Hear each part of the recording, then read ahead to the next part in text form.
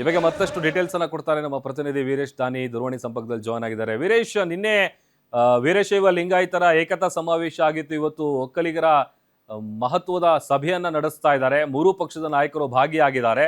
So ಇವತ್ತು ಯಾವೆಲ್ಲ ವಿಚಾರಗಳ ಚರ್ಚೆ ಆಗುತ್ತೆ? ಗೊಂದಲಕ್ಕೆ ಏನಾದರೂ ಫುಲ್ ಸ್ಟಾಪ್ ಬೀಳುತ್ತಾ, ಹೇಗೆ? ಖಂಡಿತವಾಗಿಯೂ ಪ್ರಭು, ಒಕ್ಕಲಿಗ ಸಮುದಾಯದ ನಾಯಕರು ಎಲ್ಲರೂ ಸಹ ಜಾತಿ ಗಣತಿಯ ವಿಚಾರವಾಗಿ ಇವತ್ತು ಮಹತ್ವದಾದಂತಹ ಸಭೆಯನ್ನ ಕರೆದಿರುವಂತದ್ದು. ಆದಿಚುಂಚನಗಿರಿಯ ಸಮುದಾಯ ಭವನದಲ್ಲಿ ಈಗಾಗಲೇ ಸಭೆ ಆರಂಭವಾಗಿರುವಂತದ್ದು. ಸಭೆಯಲ್ಲಿ ನಿರ್ಮಲಾನಂದ ಸ್ವಾಮೀಜಿ ಸೇರಿದಂತೆ ಕೇಂದ್ರ ಸಚಿವ ಎಚ್.ಡಿ. ಕುಮಾರಸ್ವಾಮಿ ಮತ್ತು ವಿಪಕ್ಷ ನಾಯಕ ಆರ್ ಅಶೋಕ್, ಡಿಸಿಎಂ ಡಿ.ಕೆ. ಶಿವಕುಮಾರ್ ಸೇರಿದಂತೆ ಸಮುದಾಯದ ಎಲ್ಲ ಶಾಸಕರುಗಳು ಮತ್ತು ಸಂಸದರುಗಳು ಸಹ ಸಭೆಯಲ್ಲಿ ಭಾಗಿಯಾಗಿರುವುದು ವಿಶೇಷವಾಗಿರುವಂತದ್ದು. ಕಳೆದ ಬಾರಿ ಕಾಂತರಾಜು ಆಯೋಗ ಏನು ಜಾತಿ ಗಣತಿಯ ಸಮೀಕ್ಷೆಯನ್ನ ಮಾಡಿದಂತ ಸಂದರ್ಭದಲ್ಲಿ ಒಕ್ಕಲಿಗ ಸಮುದಾಯದ ಜನಸಂಖ್ಯೆಯನ್ನ ಸಂಪೂರ್ಣವಾಗಿ ಬಹಳಷ್ಟು ಕಡಿಮೆ ಪ್ರಮಾಣದಲ್ಲಿ ತೋರಿಸಲಾಗಿತ್ತು ಮತ್ತು ಒಕ್ಕಲಿಗ ಸಮುದಾಯದ ಉಪ ಪಂಗಡಗಳನ್ನ ಬೇರೆ ಬೇರೆ ಪಂಗಡಗಳಿಗೆ ಸೇರ್ಪಡೆ ಮಾಡಲಾಗಿತ್ತು. ಇದೇ ವಿಚಾರ ಕುರಿತಂತೆ ಇವತ್ತು ಸುದೀರ್ಘವಾದಂತಹ ಚರ್ಚೆ ಆಗುವಂತಹ ಸಾಧ್ಯತೆಗಳು ದಟ್ಟವಾಗಿರುವಂತದ್ದು.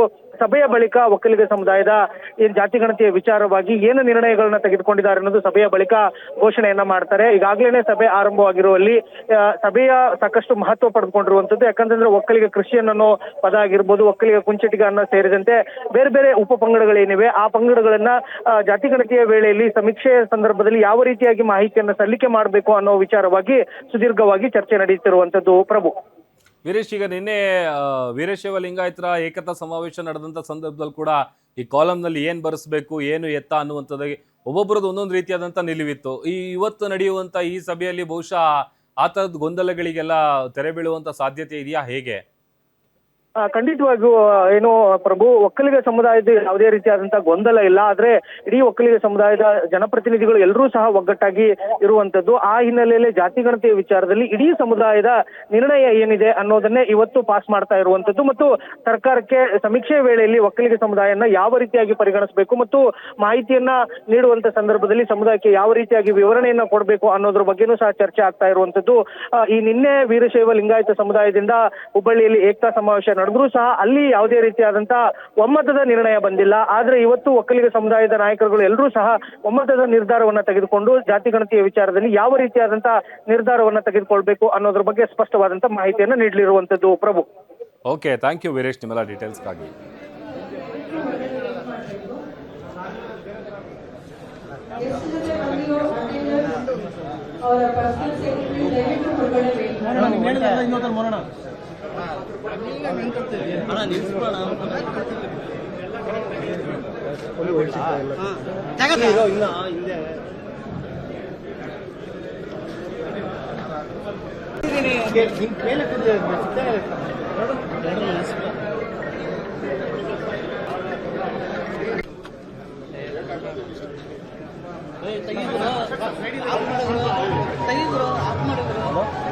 ಈ ಕಡೆಯಿಂದ ತೆಗೆದ್ರೆ ಏನು ಬರಲ್ಲ. ಈ ಕಡೆ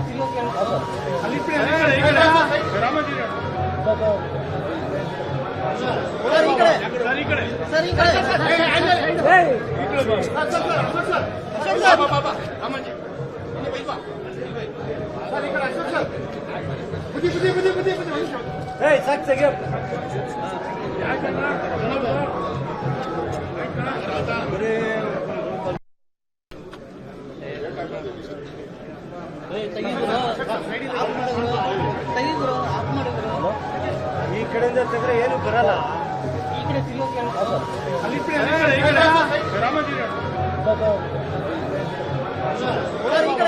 ಈ ಕಡೆ ಆದಿಚುಂಚನಗಿರಿ ಮಠದಿಂದ ನೇರ ದೃಶ್ಯಾವಳಿಗಳನ್ನು ಗಮನಿಸ್ತಾ ಇದ್ದೀವಿ. ವಿಪಕ್ಷ ನಾಯಕರಾದಂಥ ಆರ್ ಅಶೋಕ್ ಅವರು, ಅಶ್ವಥ್ ನಾರಾಯಣು, ಹಾಗೆಯೇ ಡಿಸಿಎಂ ಡಿ.ಕೆ. ಶಿವಕುಮಾರ್, ಎಚ್.ಡಿ. ಕುಮಾರಸ್ವಾಮಿ, ನಿಖಿಲ್ ಕುಮಾರಸ್ವಾಮಿ, ಆಮೇಲೆ ಮೂರು ಪಕ್ಷದ ಒಕ್ಕಲಿಗ ಸಮುದಾಯದ ಲೀಡರ್ಸ್ಗಳೇನಿದ್ದಾರೆ, ಸಂಸದರು, ಶಾಸಕರು ಎಲ್ಲರೂ ಕೂಡ ಭಾಗಿಯಾಗಿದ್ದಾರೆ ಅನ್ನುವಂಥ ವಿಚಾರ ಗೊತ್ತಾಗ್ತಾ ಇದೆ. ಆಮೇಲೆ ಈಗ ದೀಪ ಬೆಳಗಿಸಿರೋದ್ರ ಮೂಲಕ ಕಾರ್ಯಕ್ರಮವನ್ನು ಉದ್ಘಾಟನೆ ಮಾಡಲಾಗಿದೆ. ಆಮೇಲೆ ಒಂದಷ್ಟು ಗೊಂದಲ ಇರುವಂಥದ್ದು, ಯಾಕಂತಂದರೆ ಹಿಂದೆ ಅಂಕಿಅಂಶಗಳನ್ನು ನಾವು ಗಮನಿಸಿದ್ವಿ, ಯಾವ್ಯಾವ ಸಮುದಾಯ ಎಷ್ಟಿದೆ, ಏನು ಕತೆ ಅನ್ನುವಂಥದ್ದು. ಬಟ್ ಈ ಬಾರಿ ಆ ಥರದ್ದು ಯಾವುದೇ ರೀತಿಯಾದಂಥ ಗೊಂದಲಗಳಿರಬಾರ್ದು ಅಥವಾ ಆ ಥರದ್ದು ಎಡವಟ್ಟುಗಳು ಆಗಬಾರ್ದು ಅನ್ನುವಂಥ ನಿಟ್ಟಿನಲ್ಲಿ ನಿನ್ನೆ ಹುಬ್ಬಳ್ಳಿಯಲ್ಲಿ ನಡೆದಂತಹ ಏಕತಾ ಸಮಾವೇಶದಲ್ಲೂ ಕೂಡ ಇದೇ ವಿಚಾರವಾಗಿ ಚರ್ಚೆಯನ್ನು ಮಾಡಿದ್ರು. ಶಕ್ತಿ ಪ್ರದರ್ಶನ ಮಾಡೋದ್ರ ಮೂಲಕ ಮುಂದೆ ಈಗ ಸರ್ವೆಯಲ್ಲಿ ಯಾವ ಥರದ ಕಾಲಮ್ನಲ್ಲಿ ಏನು ಬರೆಸಬೇಕು ಅನ್ನುವಂಥ ವಿಚಾರವಾಗಿ ಮಹತ್ವದ ಮಾತುಕತೆ ಆಗಿತ್ತು. ಬಟ್ ಇವತ್ತು ಒಕ್ಕಲಿಗ ಸಮುದಾಯದ ನಾಯಕರೇನಿದ್ದಾರೆ ಅವರು ಕೂಡ ಈಗ ಮಹತ್ವದ ಮೀಟಿಂಗ್ ಅನ್ನ ನಡೆಸ್ತಾ ಇದ್ದಾರೆ. ಈ ಮೀಟಿಂಗ್ ನಲ್ಲಿ ಈ ಎಲ್ಲಾ ವಿಚಾರಕ್ಕೆ ಸಂಬಂಧಪಟ್ಟಂತಹ ಚರ್ಚೆಯನ್ನ ಮಾಡಿ ಆ ಬಳಿಕ ಯಾವ ತರದ ತೀರ್ಮಾನವನ್ನ ತೆಗೆದುಕೊಳ್ಬೇಕು, ಏನು ಎತ್ತ ಅನ್ನುವಂಥದ್ದು ಬಹುಶಃ ಆ ನಂತರದಲ್ಲಿ ಗೊತ್ತಾಗ್ತಾ ಹೋಗುತ್ತೆ. ಸದ್ಯ ಈಗ ಕಾರ್ಯಕ್ರಮ ಶುರುವಾಗಿದೆ. ಲೈವ್ ವಿಷುವಲ್ಸ್ ಅನ್ನ ತೋರಿಸ್ತಾ ಇದ್ದೀವಿ. ಯಾಕಂತಂದ್ರೆ ಆರಂಭದಿಂದಲೂ ಕೂಡ ರಾಜ್ಯ ರಾಜಕಾರಣದಲ್ಲಿ ಬಹಳಷ್ಟು ಚರ್ಚೆಗೆ ಗ್ರಾಸ ಆಗಿರುವಂತ ವಿಚಾರ ಅಂತ ಅಂದ್ರೆ ಅದು ಜಾತಿ ಜನಗಣತಿಯ ಜ್ವಾಲೆ ಏನಿದೆ ಅದು ವ್ಯಾಪಕವಾಗಿ ಚರ್ಚೆ ಆಗ್ತಾ ಇದೆ. ಅದಕ್ಕೆ ಕಾರಣ ಬೇರೆ ಬೇರೆ ತರದಂತ ಕಾರಣಗಳು. ಅದು ಆಯೋಗ ಮಾಡಿದಂತಹ ಎಡವಟ್ಟುಗಳಿರ್ಬೋದು, ಹಿಂದೆ ಆಮೇಲೆ ಕೊಟ್ಟಂತಹ ರಿಪೋರ್ಟ್ ಏನಿದೆ ಆ ರಿಪೋರ್ಟ್ ಬಗ್ಗೆಯೂ ಕೂಡ ವಿಪಕ್ಷಗಳು ಸರ್ಕಾರದ ವಿರುದ್ಧ ಮುಗಿಬಿದ್ದಿದ್ವು. ಎಲ್ಲೋ ಕೂತು ಬರ್ಸಿದ್ದಾರೆ, ವೈಜ್ಞಾನಿಕವಾಗಿ ಸರ್ವೆ ಮಾಡಿಲ್ಲ, ಕೇವಲ ತಮಗೆ ಯಾವ ರೀತಿ ಬೇಕೋ ಆ ರೀತಿ ಹೇಳಿ ಬರ್ಸಿದ್ದಾರೆ, ಆ ಥರದ್ದು ಒಂದು ರಿಪೋರ್ಟ್ ಕೊಟ್ಟಿದ್ದಾರೆ ಅಂತ. ಬಟ್ ಇಷ್ಟೆಲ್ಲ ವಿರೋಧಗಳು ಮತ್ತೆ ಗೊಂದಲಗಳ ನಡುವೆ ಈಗ ಸರ್ಕಾರ ಯಾವುದೇ ಕಾರಣಕ್ಕೂ ಕೂಡ ಇಟ್ಟಂತ ಹೆಜ್ಜೆಯನ್ನ ಹಿಂದೆ ಇಡೋದಕ್ಕೆ ಮಾತೇ ಇಲ್ಲ. ಸೆಪ್ಟೆಂಬರ್ 22 ಬರುವಂತ ಸೋಮವಾರದಿಂದ ಜಾತಿ ಜನಗಣತಿಯ ಸರ್ವೆ ಏನಿದೆ ಆ ಕಾರ್ಯವನ್ನ ಆರಂಭ ಮಾಡಬೇಕು ಅನ್ನುವಂಥ ನಿಟ್ಟಿನಲ್ಲಿ ನಿನ್ನೆ ಸಿಎಂ ಸಿದ್ದರಾಮಯ್ಯ ಅವರು ಕೂಡ ಸ್ಪಷ್ಟನೆಯನ್ನ ಕೊಟ್ಟಿದ್ರು. ಆಮೇಲೆ ಕ್ಯಾಬಿನೆಟ್ ಮೀಟಿಂಗ್ ನಲ್ಲೂ ಕೂಡ ಈ ವಿಚಾರ ಚರ್ಚೆಗೆ ಬಂದಂತ ಸಂದರ್ಭದಲ್ಲಿ ಇಷ್ಟೆಲ್ಲ ಗೊಂದಲ ಇದೆ, ಇಷ್ಟೆಲ್ಲ ವಿರೋಧ ಇದೆ, ಆಮೇಲೆ ಇಂಥ ಟೈಮಲ್ಲಿ ಇದನ್ನ ಮಾಡೋದು ಬೇಡ, ಸ್ವಲ್ಪ ಮುಂದೂಡಿಕೆ ಮಾಡಿ, ಪೋಸ್ಟ್ಪೋನ್ ಮಾಡಿ ಅನ್ನುವಂತಹ ಸಲಹೆಗಳನ್ನು ಕೂಡ ಅನೇಕ ಸಚಿವರುಗಳು ಸಿಎಂ ಸಿದ್ದರಾಮಯ್ಯ ಅವರಿಗೆ ಕೊಟ್ಟರು. ಬಟ್ ಆದರೆ ಯಾವುದೇ ರೀತಿಯಾದಂತಹ ತಪ್ಪುಗಳಾಗದೇ ಇರುವಂತ ಅದರ ಜೊತೆಗೆ ಈ ಹಿಂದೆ ಆದಂಥ ಎಡವಟ್ಟುಗಳೇನಿದೆ ಆ ಥರದ್ದು ಯಾವುದು ಎಡವಟ್ಟುಗಳು ಮಾಡದೆ ಈ ಬಾರಿಯ ಸರ್ವೆ ಕಾರ್ಯವನ್ನು ನಡೆಸಬೇಕು ಅನ್ನುವಂಥ ಖಡಕ್ ಸೂಚನೆಯನ್ನು ಕೂಡ ಸಿಎಂ ಸಿದ್ದರಾಮಯ್ಯ ಅವರು ಕೊಟ್ಟಿದ್ದಾರೆ.